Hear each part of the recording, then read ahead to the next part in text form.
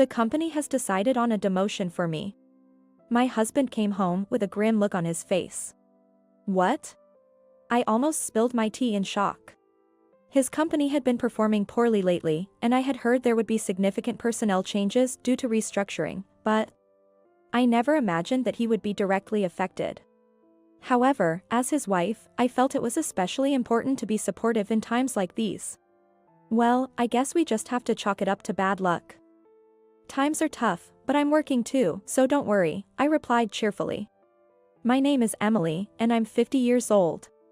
I currently work part-time in an administrative role. I live with my husband, Kevin, who is 2 years older than me, our 16-year-old daughter Sarah, and Kevin's 72-year-old mother, Barbara. Barbara and I don't exactly see eye to eye, but since I work outside the home, we only see each other when I'm around. So I try not to let it bother me. I told Sarah, your dad's a bit down about a demotion at work, but let's act normal around him. But then, Kevin started taking his frustration out on me. And oh, how he took it out. They say people lash out at those closest to them, and that was true here, as all his anger was directed at me. The next day, while I was mopping the hallway with a Swiffer during my day off, he passed by and suddenly said, "You've gotten fat, haven't you? Compared to when we got married." I responded, "Eh? Well, yeah, I'm 50, after all." I read in a gynecology pamphlet that women tend to gain weight around menopause. But I didn't get flagged for obesity in my company's health check. He retorted, "Health checks aside, your figure is just too unsightly. It's shameful to be seen with someone looking like a mortar. It's all self-indulgence." I was at a loss for words at his unkind remark. Then he just said, "Ugly," and locked himself in his room. What? What just happened? I pinched my side. Sure, there was something to pinch. I could easily grasp the curve between my thumb and forefinger, indicating I had indeed gained some weight. But why bring this up now? I was so shocked that I forgot I was holding the Swiffer, and it slipped from my hands, clattering to the floor. The stick slipped from my hand, clattering loudly as it fell to the floor in the hallway. From that day on, the hostility directed at me only intensified. Unfortunately, Barbara had overheard our conversation that weekend and decided to join in, doubling the trouble. Once, while I was carrying a laundry basket upstairs, Barbara waited at the top, not bothering to come down. Oh, how annoying. If you weren't so fat, we could pass each other on the stairs. Because of your size, I have to wait here, she complained. Furthermore, when I served fried chicken for dinner, it was taken away with the remark, "Isn't it because you eat stuff like this that you're getting fat?" Then, with a snide comment, "Let's have the three of us, excluding the overweight one, eat it." My gynecologist once said, after middle age, women either gain or lose weight, and Barbara was on the thinner side. She was so thin, she looked like a dried-up tree. But I could still tolerate Barbara's treatment. I had grown somewhat accustomed to her petty harassment over time. What really hurt me was Kevin's behavior. Since that incident, he had stopped talking to me altogether. He would eat the breakfast I prepared without a word of thanks. He just ate in silence and then stood up without a word. He'd silently go to the bath and come out just as quietly. We shared a bedroom, but he would just turn his back and play with his phone. Being treated like air was unbearable for me. One night, in the bedroom, I finally mustered the courage to ask, "Hey, have I done something to be ignored like this?" He replied, "Not really. It's just that I only want to talk to humans. You don't want to be seen as part of the same family with that size. If you love me, lose weight," he said. I felt disheartened by his words. But, it's natural at middle age. You know that, right? I even walk 2 kilometers to and from work. I'm trying my best. Indeed, I was making efforts to combat weight gain due to aging. But he turned away, saying, "If there are no results, it's the same as not trying at all. Please don't talk to me anymore." From then on, he truly stopped responding to anything I said. Barbara kept harassing me about my weight, questioning whether I should be eating meat, fruit, and pasta with comments like, "Should you be eating that? Are you aware of your condition?" As a result, I could only eat salads and stews. Kevin just silently moved his cutlery, not saying a word. Maybe our marriage was beyond saving. I started packing my things in my spare time. If being ignored and treated like air by my husband meant I should become invisible, then so be it. When I confided in Sarah about moving back to my parents' house, she agreed, "Yeah, I understand. I've seen Grandma and Dad's bullying you at every meal. It's hard for me too. I'll go with you. I can still commute to school from there." Now, the day before the start of his demotion, which had been decided a while ago, Kevin came up with a smile, saying, "How about we all have a drink tonight? I'll make cocktails." Tomorrow marks the start of a life without any subordinates for him. Perhaps that's an unbearable thought for him. But by then, I no longer had the will to indulge him. Even his forced smile was irritating. He said, "I'll make some cocktails." Come to think of it, this might be the first time I've heard him speak to me since the day after the announcement of his demotion. "Sarah will be fine with juice. I'll make a cocktail for Mom too," Kevin said. He placed the prepared drinks at 3 spots on the table. Strange. What was he up to all of a sudden? While he turned his back to search for the TV remote, I took a moment to sniff the drink he had offered. Faintly, but unmistakably, that smell was there. This faint smell. I recognized it because I had used it in cooking before. To think he'd add such a thing to a drink. Unforgivable. I had endured Barbara's bullying and Kevin's neglect. But now, I was ready to fight back. The cocktails pushed me over the edge. "Sorry, honey. Could you get the camembert cheese from the fridge? It's from Flower Field Farm and really delicious." "I'm so happy for this family moment," I said. He must have felt obliged to fetch it when I mentioned how happy I was about this family moment. "All right, if it's special, let's open that too," Kevin said, heading towards the refrigerator. While he was away and before Barbara and Sarah sat down, I swapped the drink from the right seat with another. The right seat. It was Barbara's. Kevin returned with the cheese. "All right, now that we have all the snacks, I'll call Sarah and your mother over," I said loud enough for both of them to hear. "Dinner's ready." They came into the living room and took their seats. The usual dinner. I didn't have steak or potato on my plate.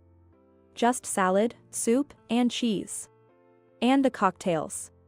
Sarah had juice. "Let's eat," Sarah exclaimed out loud. Barbara and Kevin remained silent. I drank the cocktail that Kevin had made as usual. He was staring intently at me. I smiled at him and said, "Yeah, it's delicious." I heard Kevin mutter faintly but ignored it. I enjoyed my salad and took another sip of the cocktail. Then, suddenly, blarg. A beam of red liquid spewed from Barbara. It was like Godzilla's atomic breath. "What's happening, Grandma?" Sarah exclaimed in shock as the liquid splashed onto her salad, and she stood up abruptly. "Did it get stuck in your throat? Are you okay?" Sarah quickly fetched a towel and hurried back. But upon returning and offering the towel to Barbara, who wiped her mouth with it. "What is that?" Sarah's voice was full of disbelief. "Grandma, your lips are swollen." Barbara started freaking out. "Hey. It's spicy. So spicy. What did you put in my drink?" She screamed, lunging at me. I coldly brushed off her hands. "It wasn't me. Kevin made it." It was probably the first time she had been rebuffed like that, and the fact that Kevin had made it was unexpected. Barbara exclaimed with her swollen lips. She then turned to look at Kevin. Kevin was trembling. I leaned over the table, bringing my face close to Kevin, applying pressure. "You thought the color of the cocktails would disguise it, didn't you?" I noticed a faint smell, familiar because I've used it in cooking before. "That was Hell's Drop in there, right?" Hell's Drop. I bought it at a farmer's market. While death sauce is famous for being spicy, I preferred Hell's Drop because it had yuzu in it.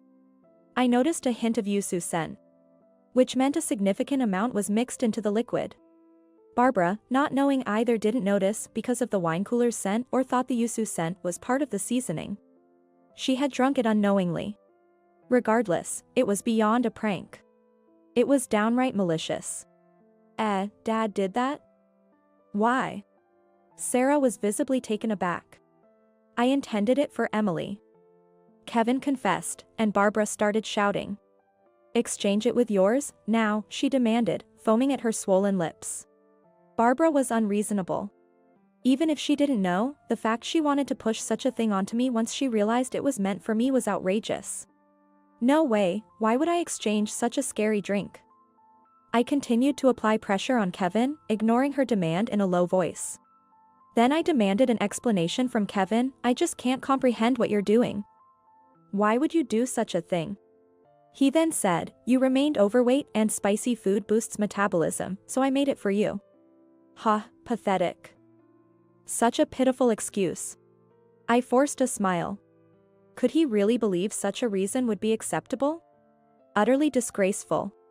Kevin recoiled under the pressure, backing his chair away slightly. It's not uncomfortable, this is a legitimate reason to support dieting. Here, swap with moms and drink this. I made it for you. I closed the distance as he retreated. What are you talking about? Since you made it, you should taste it to see if it's good, right? Here. I stood up, grabbed the glass with the Hell's Droppa that had been in front of Barbara, and slammed it down in front of Kevin. I leaned in closer again. Did you really think I would drink something you suddenly offered with a smile, after ignoring me and treating me like air all this time? Couldn't your empty head imagine that possibility? Isn't it childish?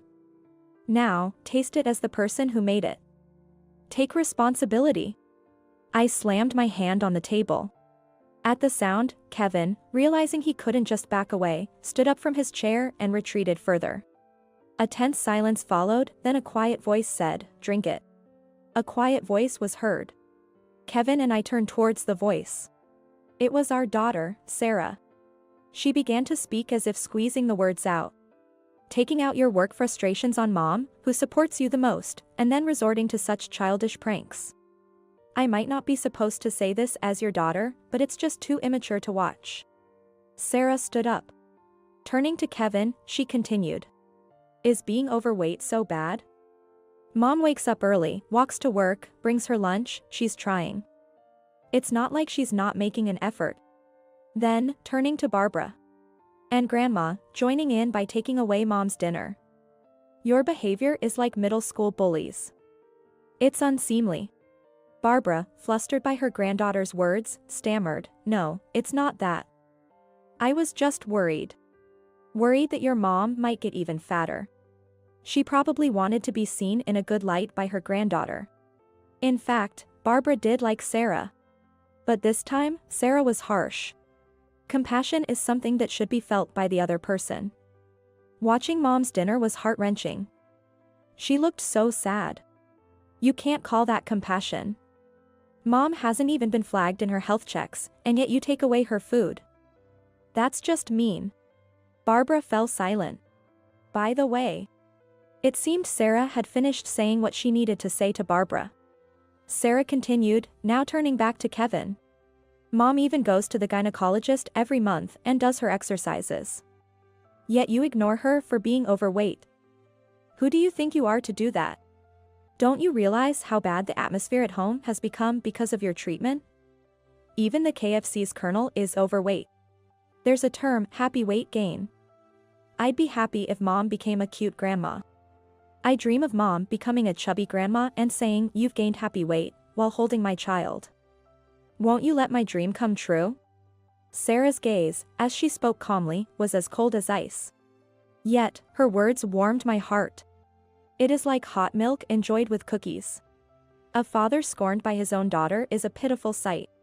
And just to add, Sarah said to Kevin, if you're going to ignore someone for age-related weight gain, you should be aware that with your thinning hair, you could be ignored even sooner by others.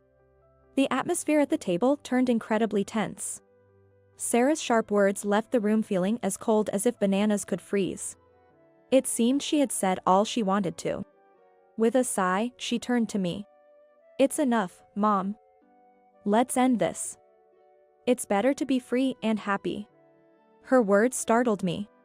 To be free and happy. Yes, that's right, to be free and happy.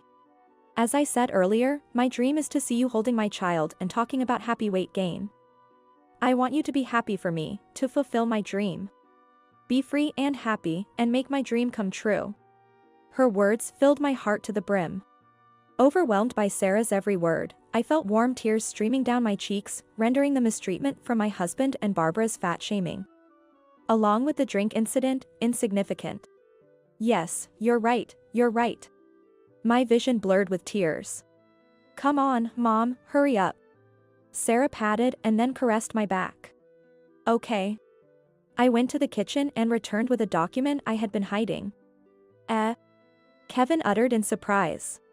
After being ignored for a month, I started thinking about it.